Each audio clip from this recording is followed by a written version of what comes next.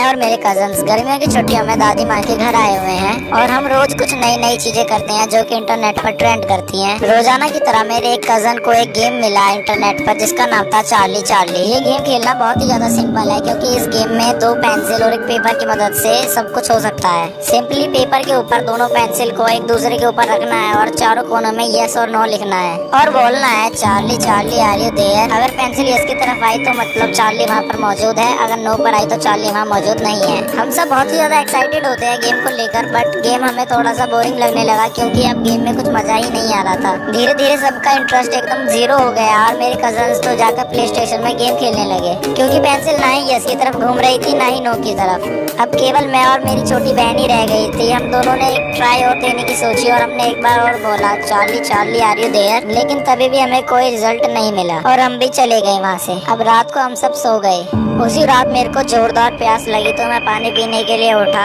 मैं फ्रिज के पास जा ही रहा था कि मैंने देखा कि मेरा छोटा कजन टेबल चेयर के पास टॉर्च लेकर बैठा है। मुझे थोड़ा डर लगा और मैंने उसके पास जाकर उसके कंधे पर टच किया। वो मेरे साथ मजाक कर रहा था, वो मेरे को डराना चाहता था, लेकिन मैंने उसको मारकर भगा दिया सोने के लिए। तभी मैंने टेबल पर रखे पेंसिल और पेपर को देखा कि पेंसिल की टिप यस की तरफ है। मैंने पेपर को मोड़ा और पेंसिल को भी डस्टबिन में फेंक दिया।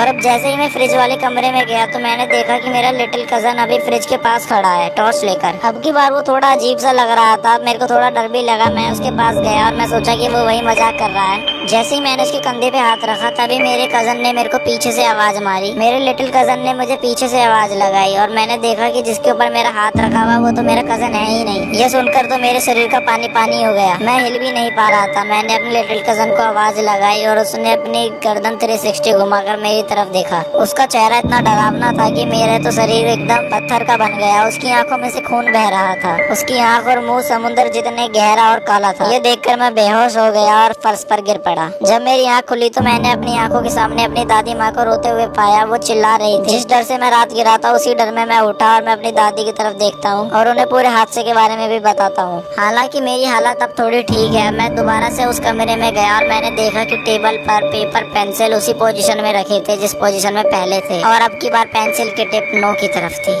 क्या